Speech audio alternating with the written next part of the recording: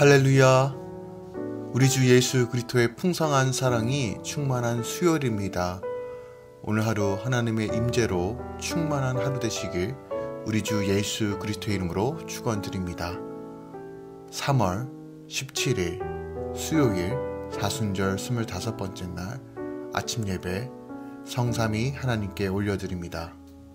우리 다 함께 사도신경으로 신앙을 고백하며 이 아침을 시작하기 원합니다.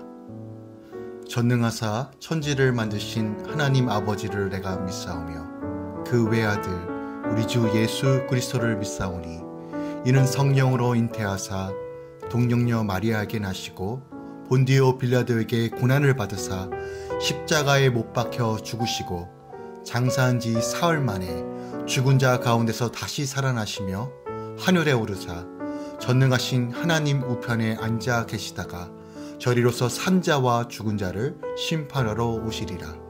성령을 믿사오며 거룩한 공예와 성도가 서로 교통하는 것과 죄를 사하여 주신 것과 몸이 다시 사는 것과 영원히 사는 것을 믿사옵나이다. 아멘. 오늘 하나님의 말씀은 요한복음 10장 31절부터 42절까지입니다. 요한복음 10장 31절부터 42절까지입니다. 하나님 말씀을 받습니다. 유대인들이 다시 돌을 들어 치려 하거늘 예수께서 대답하시되 내가 아버지로 말미암아 여러 가지 선한 일로 너희에게 보였거늘 그 중에 어떤 일로 나를 돌로 치려 하느냐.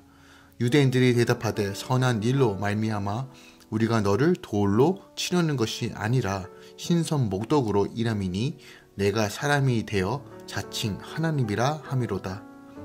예수께서 이르시되 너희 율법에 기록된 바 내가 너희를 신이라 하였노라 하지 아니하였느냐. 성경은 패하지 못하나니 하나님의 말씀을 받은 사람들을 신이라 하셨거늘 하물며 아버지께서 거룩하게 하사 세상에 보내신 자가 나는 하나님의 아들이라 하는 것으로 너희가 어찌 신성 모독이라 하느냐. 만일 내가 내 아버지의 일을 행하지 아니하거든 나를 믿지 말려니와 내가 행하거든 나를 믿지 아니할지라도 그 일을 믿으라. 그러면 너희가 아버지께서 내 안에 계시고 내가 아버지 안에 있음을 깨달아 알리라 하시니 그들이 다시 예수를 잡고자 하였으나 그 손에서 벗어나 나가시니라. 다시 요단강 전편 요한이 처음으로 세례 베풀던 곳에 가사 거기 거하시니 많은 사람이 왔다가 말하되 요한은 아무 표적도 행하지 아니하였으나 요한이 이 사람을 가리켜 말한 것은 다 참이라 하더라. 그리하여 거기서 많은 사람이 예수를 믿으니라. 아멘. 하나님의 말씀입니다. 어제 본문에 이어 오늘 예수님께서는 친히 자신과 하나님의 동등함을 증거하셨지만 유대인들은 마치 기다렸던 것처럼 신성모독죄를 적용해 예수님을 돌로 치려 했습니다. 이미 영적으로 완악해진 마음을 가진 그들로서는 예수님의 그 어떤 가르침도 받아들일 수 없었습니다. 그러나 예수님께서는 유대인들의 위협에 전혀 동요되지 않으시고 오히려 구약 성경 시편 82편 66편을 인용하시면서 그들의 주장을 반박하셨습니다. 예수님께서는 구약시대에 하나님을 대리하여 이스라엘 백성들을 재판하던 자들이 신이라고 일컬어지기 충분했다면 하나님의 아들로서 초자연적인 표적과 권세를 수없이 드러내신 바 있는 예수님 자신이 어찌하여 하나님의 아들이라고 일컬어질 수 없느냐고 반문하고 있는 것이에요. 하지만 유대인들은 끝내 예수님을 체포하려고 하였으나 아직 순환의 때가 이르지 아니한 주님께서는 일시적으로 베레아 땅으로 피신하시고 거기서 사역하심으로 또다시 많은 열매를 거두십니다. 우리가 본문에서 예수님께서 전하신 말씀을 통해 알 수 있듯이 주님의 양은 하나님 아버지와 예수님이 하나인 것이 믿어집니다. 그러나 유대인들은 이 말이 신성모독이라며 예수님을 돌로 치려 합니다. 주님의 양이 아닌 자들은 예수님께서 행하신 수많은 선한 일에도 감동을 받지 않고 하나님의 말씀을 받는 것을 신성모독으로 여긴 것이에요. 그러나 주님의 양은 예수님의 모든 일이 하나님의 선한 일임을 알고 예수님 앞에 무릎을 꿇습니다. 대표적으로 요한복음 1장 49절에 보면 나다니엘은 예수님의 말씀 한마디에 그가 하나님의 아들이심을 알았고, 베드로도 그물이 찢어지도록 고기를 많이 잡은 것을 보고 예수님의 무릎 앞에 엎드렸습니다. 우리는 주의 선하심을 보며 선한 일을, 또한 지금 행하시는 모든 일들을 보면서 회개하고, 또한 성경을 통해 분명하게 증거되어 있는 예수 그리스도의 복음을 믿고 붙잡아야 합니다. 코로나 이 시대에 하나님께서 우리에게 분명히 말씀하고 계시고 경고하고 계십니다. 우리가 이때 다시 한번 주의 말씀을 더 굳건하게 붙잡고 복음대로 살아야 할 때라는 사실을 우린 기억해야 합니다. 예수님께서 유대인들을 피해 베레아 지방 요단강 동편 베다니로 피신하십니다. 거기서 예수님은 예루살렘에서와 달리 많은 사람의 환영을 받으시는데, 그들이 이미 그곳에서 세례 요한의 진실한 증거를 들었기 때문입니다. 요한은 거기서 아무런 표적도 행하지 않았지만 오직 예수 그리스도 그리고 하나님 나라의 복음을 증거하였어요. 그로 인하여 지금 그 결과가 지금 이곳에서 드러나고 있는 것이에요. 유대인들은 38년 된 병자가 나은 것과 또한 날 때부터 맹인이었던 사람이 눈을 뜬 것을 보면서도 예수님을 믿지 않았지만, 이곳에서는 요한의 증거만으로도 많은 사람이 예수님을 믿었습니다. 즉, 표적보다 위대한 것이 진실한 증거라는 거예요. 증거의 말씀이 예수님을 가리키는 표대이고, 증거의 삶이 많은 사람을 예수를 믿게 하는 통로가 된다는 것입니다. 다시 말씀드립니다. 증거의 말씀이 예수님을 가리키는 표대이고, 증거의 삶이 많은 사람을 예수를 믿게 하는 통로가 된다는 것이에요. 우리는 좀 화려한 것, 또한 체험적인 신앙을 좋아합니다. 물론 이것도 우리 삶 가운데 신앙의 성숙을 위해서도 필요한 요소이기도 합니다. 하지만 본질은 말씀 그 자체입니다. 말씀을 깨닫고 말씀 안에 거하고 말씀 안에 풍성한 열매를 맺는 것이 바로 우리가 온전하게 예수를 증거할 수 있는 근간이 된다는 것이에요. 또한 우리 삶 가운데 하나님의 풍성함이 온전히 드러나기 위해서는 우리가 늘 말씀 안에 거하며 말씀을 깨달을 수 있도록 늘 성령의 인도하심을 받아야 한다는 것이에요. 또한 그 가운데서 여전히 일하시는 기적의 하나님을 바라보며 기도와 간구를 통해서 하나님 나라를 세워간다는 것이죠. 오늘 본문을 통해서 오늘 하루 우리가 붙잡고 적용해야 할 말씀이 무엇이 있을까요? 41절부터 42절에 기록되어 있는 말씀을 토대로 우리가 주를 위해 행한 일은 반드시 선한 열매를 맺는다는 사실을 본문이 우리에게 가르쳐주고 있습니다. 41절부터 42절은 베레아 지방 사람들이 주님을 많이 믿는 사실을 증거하는 내용이에요. 사도 요한도요, 요한복음을 통해서 이처럼 베레아 사람들이 많이 주를 믿게 된 이유가 바로 세례 요한이 주님을 증거하는 사역을 한 결과라고 보여주고 있어요.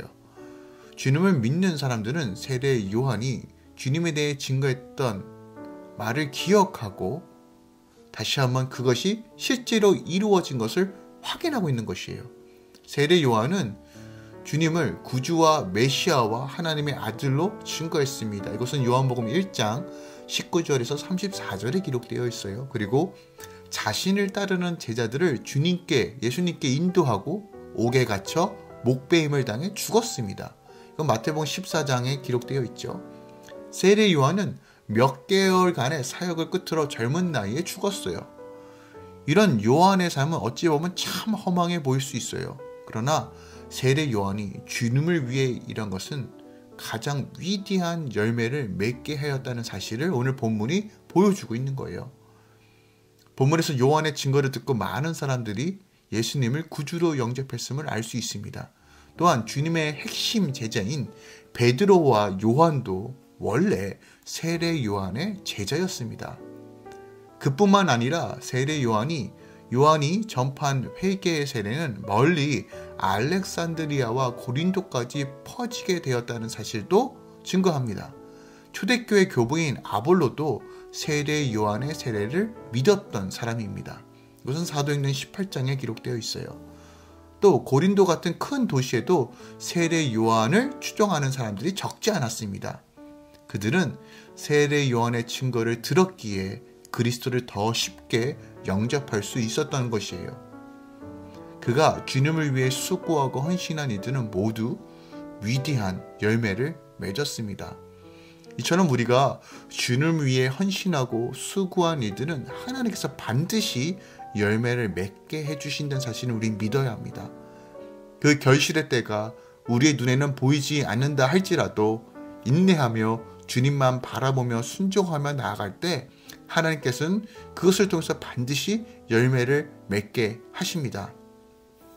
하나님은 성도가 아무리 적은 일을 했어도 그 열매를 거두고 만들어주시는 공의로우신 하나님이십니다. 그러므로 우리는 어떠한 경우에도 낙심하거나 포기해서는 안 됩니다. 이 세상이 악하고 흉흉해지고 또한 수많은 억압과 핍박이 몰아치더라도 기도하기를 쉬지 않고 낙심하지 말고 함께 주님을 붙들며 나아갈 때 우리에겐 소망이 있습니다. 사도 요한은 예수 그리스도를 하나님이 어두운 죄악된 세상에서 보내신 생명과 진리의 참된 빛이라고 요한복음 1장 8절에서 9절에 증거합니다. 오늘 본문은 그 참된 빛인 빛 되시는 예수님께서 그리스도께서 마지막으로 죄악과 사망 권세에 있는 자들에게 자신의 정체를 밝히는 내용이 담겨져 있어요. 그리고 이와 함께 그 빛 되신 주님을 미워하고 대적하는 사단의 암흑 권세 속에 있는 자들의 속성도 드러내십니다. 우리는 빛과 어둠이 결코 공존할 수 없는 이 세상 속에서 진리를 붙잡고 나아가야 합니다. 그러므로 성도들이 빛 대신 주님과 계속적으로 교제하며 주님을 닮아가 빛의 열매, 의의 열매를 맺는 성도가 되어야 할 것입니다. 오늘 하루 성령 안에서 하나님의 선한 일을 행하며 드러내는 하루 되시길 우리 주 예수 그리스도의 이름으로 축원드립니다. 기도하겠습니다. 사랑하는 주님, 오직 주님만 믿음으로 바라보며 주의 음성을 따라 살길 소망합니다. 그리고 하나님께서 맡겨주신 그 일을 충실히 행하며 누가 보든 보지 않든 간에 삶의 영역에서 나에게 맡겨주신 그 일을 온전히 감당하며 주의 영광을 위해 살길 소망합니다. 오늘 하루 하나님께서 맡겨주신 선한 일이 무엇입니까? 성령께서 알려주시고 그것을 행할 수 있는 믿음을 허락하여 주시옵소서. 더 나아가 그곳에 정말 마음과 뜻을 다하여 기도로 하나님 나라를 세워가길 소망하오니 하나님께서 힘과 은혜를 더하여 주셔서 그곳에 온전히 주의 영광만 드러날 수 있도록 주님의 도구로 우리를 사용하여 주시옵소서. 주님, 주님의 몸된 가정을 위해 기도합니다. 이태식, 홍주영 선도와 시온이를 위해 기도합니다. 주님, 몸된 가정 가운데 하나님의 은혜와 풍성함이 채워지길 소망합니다. 자로나 우러나 치우치는 것이 아니라 예수 그리스도의 이름 안에서 성령의 능력 안에서 날마다 하나님의 기쁨을 발견하고 찾아가고 걸어갈 수 있도록 역사하여 주시옵소서. 죄와 타협하고 세상과 타협하는 것이 아니라 예수 그리스도의 말씀 안에 굳건하게 뿌리를 내리고 성령의 능력 안에서 날마다 걸어가며 믿음의 좋은 유업들을 또한 주님의 딸 시온이에게 온전히 흘려보낼 수 있도록 주님 이 가정을 붙들어 주시고 인도하여 주시옵소서. 하나님의 영광을 바라보며 지혜와 계시로 부어주시고 정말 죽음은 죽으리라 오직 주의 나라를 위해 온전히 나아가며 그 가운데서 주님께서 주신 놀라운 은혜와 형통도 경험하며 나누어 줄 수 있도록 역사하여 주시옵소서. 이제는 우리 주 예수 그리스도의 은혜와 우리 하나님 아버지의 놀라우신 사랑과 성령님의 내주셨던 충만 역사하심이 오늘도 주님 바라보며 믿음으로 걸어가며 정말 눈물로 씨앗을 심고 늘 하나님 바라보며 선한 일에 애쓰는 모든 성도들의 삶 가운데 이제로부터 영원까지 함께 있을지어다. 아멘.